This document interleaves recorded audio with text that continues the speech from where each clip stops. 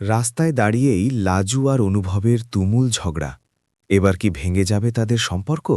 ধারাবাহিক কোণে দেখা আলোর আগামী পর্বে ঘটতে চলেছে বড়সড় টান টান মুহূর্ত, যেখানে লাজু আর অনুভবের মান অভিমান নতুন মোড় নিতে চলেছে। আগামী পর্বতে আমরা দেখতে চলেছি লাজু আর অনুভব রাস্তায় দাঁড়িয়ে কথা বলছে। হঠাৎই লাজু অনুভবের কথার উত্তর না দিয়ে হন হন করে এগিয়ে যায়।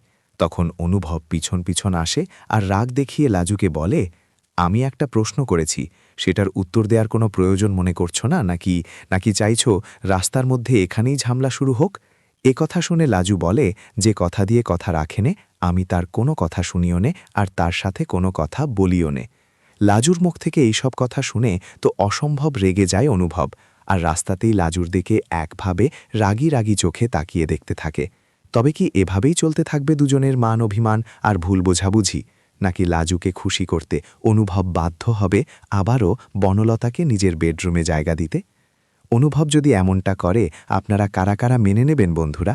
অবশ্যই কমেন্টে জানাবেন, আর নেক্সট আপডেটের জন্য সাবস্ক্রাইব করতে ভুলবেন না যেন।